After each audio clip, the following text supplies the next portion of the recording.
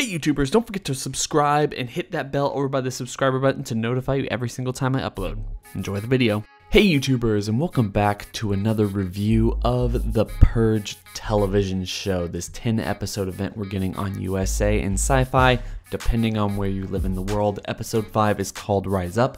First of all, I haven't really talked about this in any of these review discussion videos. I like the title names that they're coming up with for every single episode. You know, just using these slogans that we've heard ever since the first or second Purge movie. I really do like that. And as I said last week, I really do like the fact that they're making this a real television event.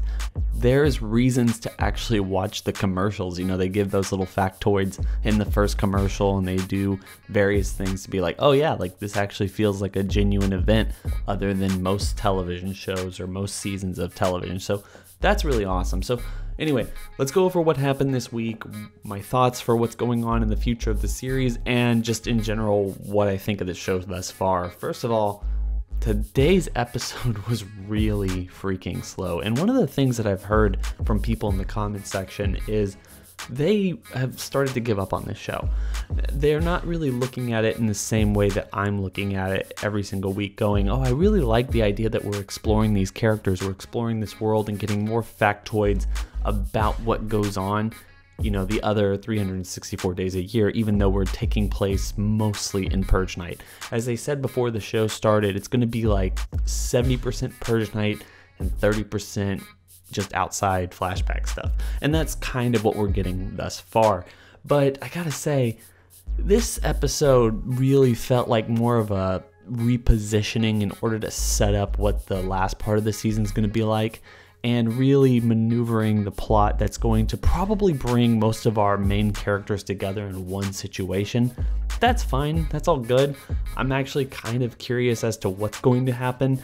If you wanted my thoughts and opinions, just theories before I get into like what's going on with this episode, I think because of everything we saw in this one, the masked person who's kind of showing up at the very end of every single episode is going to be forced into helping Miguel, Penelope, Jenna, Rick, Jane, and pretty much Lila if she comes out of that party alive or dead. We're not really sure.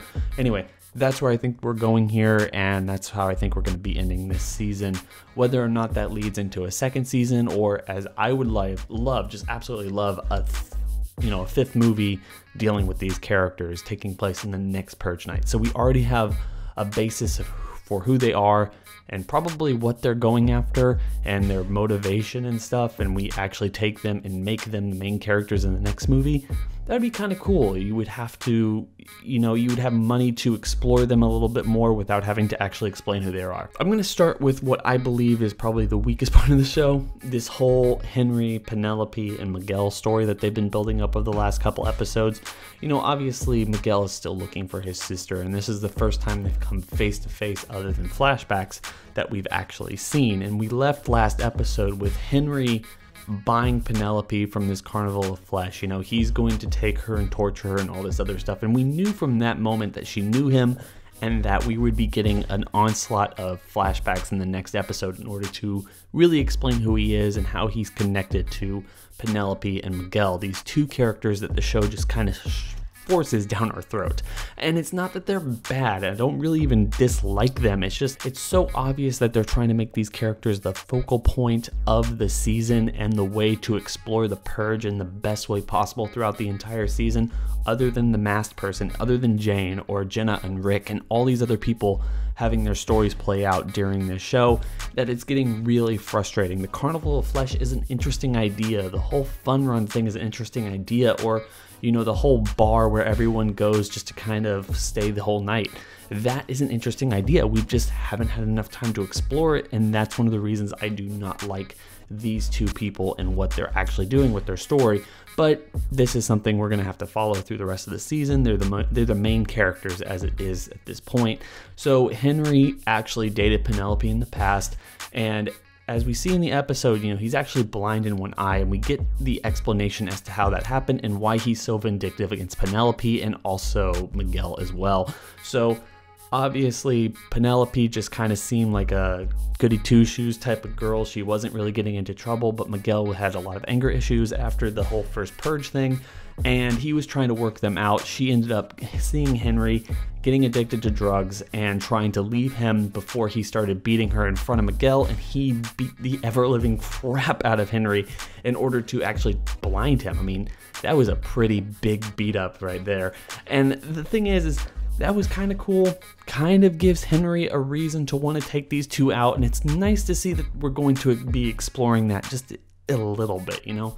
I don't know how they're going to take him out, but I know that Henry's probably not going to last the next episode. They need to get Penelope and Miguel on the road again in order to meet up with everyone else. You know, I said that Penelope and Miguel were probably the worst part of this episode, but I'd have to like kind of restate that. Jane was actually the worst part of this episode. The whole matron saints thing, I liked their introduction in the last episode, giving us the explanation as to how women are treated on Purge night and how they go around and save people. I didn't even get all that mad at the fact that they ended up saving this one girl from getting beaten or at least killed by her husband or her boyfriend, whoever he actually was, and then they wanted to brand him with the whole pig symbol in order for everyone to know that he was taken down by them, and the fact that he actually beats women or anything. They're trying to get through with that. I mean, they didn't really say one way or the other whether the whole pig symbol is something that is universally known, that like, oh, you're a woman beater, but obviously they branded it on his forehead, so you really can't hide that. The one thing I don't like about it is the fact that they just kind of went for it. You know, they didn't really actually build up these characters very much. Everything they said was really expositional, like, oh, this happens every Purge night and this happens every Purge night. It's like they literally introduced these characters in order to tell everyone these little teeny factoids that they wanted everyone to know about Purge night, but didn't actually want to have to work it into the plot. So they had to do it really quickly, and that's why the matron saints in this episode went from kind of the saving grace of last episode to, I'm not sure if they're crazy or not. That's the weirdest thing about them. I mean, it goes really strange, and I understand the fact that Jane ends up leaving them when she can't stand the fact that they're branding this guy with pig on his forehead, but then she immediately goes into the parking garage and she's acting like it's a slasher film, trying to make sure that no one hears her and everything, to the point where the woman who's leading the charge with the matron saints shows up right in front of the car that she gets into, and it's like, this is a slasher movie. Why is she afraid of her? Obviously that doesn't seem to be the case. She just doesn't want anyone to hear her because it is the Purge night, but it's just a weird tonal shift to actually take during the episode, and I don't really understand why they decided to do that. These characters, maybe they're gone, maybe we'll see them later down the line this season, I'm not really sure, but if they are gone for good, outside of the interesting things they said in the last episode, this episode completely wasted. Just one of those other things that James DeMonaco is trying to do throughout this entire season is just introduce cool things that he wanted to do in either movies or he thinks that his world includes, and not really giving it any real room to breathe. And that's really the biggest problem with this show, and I think one of the reasons people all over the place are saying, oh, you know, I tried, but it's kind of trash and I don't really want to watch this show anymore, so I've given up on it. If there was one reason I completely understand why people are giving up on it, it's that. There's too much going on and we're not really exploring this world in a real meaningful way. We're just being told about all the facts that are going on throughout this entire show or throughout this world and not really able to explore them. And that, it's no real better than the movies, and that's one of the big problems I have with this. In the last part though, we have the whole Lila, Jenna, and Rick thing, everything in the NFFA party, and like I said, not a lot of stuff happened this week, and everything that did kind of happen was really disappointing. I personally don't really like the fact that they've broken up this party. The whole NFFA rally or people gathering against the NFFA and raiding this party, breaking the tension between Jenna, Lila, and Rick, and everything going on with people wanting to take and give money to those people, why they're there in the first place, and what they would have to be forced to do if they wanted that money and were so dedicated to their dream, and why they went there in the first place.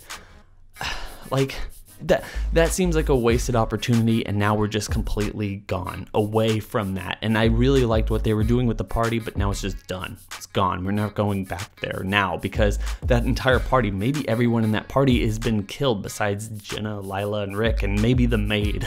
So man, I don't really know, guys. And just so we're clear, the way that Jane's story ends is that she reaches her boss's place and her mother calls her. She can't say she's sorry, she forgives her like she was trying to before she left her work, and that's really all we got to see there. I mean, we're not really sure how that's going to lead into. There is at least some indication that her boss was doing some NFA type of stuff, and that's what's going to replace the whole NFFA party next week. So we keep that tension going and we kind of change the atmosphere a little bit. That's totally fine, but I don't really know what they're doing right now. Episode 5 really felt like more of a restructuring the entire surrounding of this show and trying to set up what they think the end game of it is going to be. And if it really kind of plays out the way I think it's going to play out, then we're going to have Jenna and Lila and Rick and Jane and Miguel and Penelope and the masked man kind of going from one place to another, trying to take out who the big bad of this series is. Sometime it's going to feel really like the third act of the last couple movies, or at least Anarchy and Election Year. Yeah, like, and the first Purge as well, you know, so maybe just typical, and we shouldn't have really thought it was going to be anything less, but it's just weird.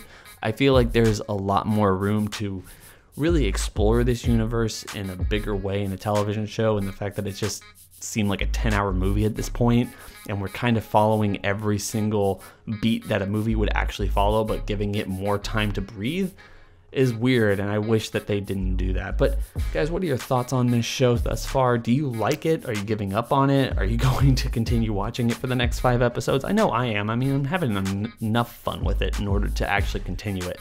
But I just want to hear everyone's thoughts and opinions.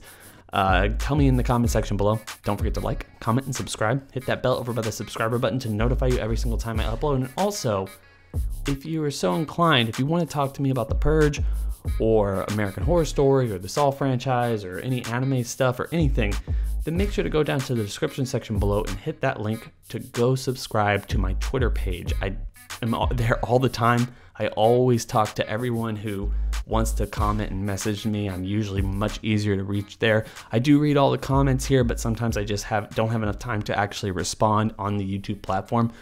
Twitter is much easier. So I hope everyone's having a fantastic day. It's been real.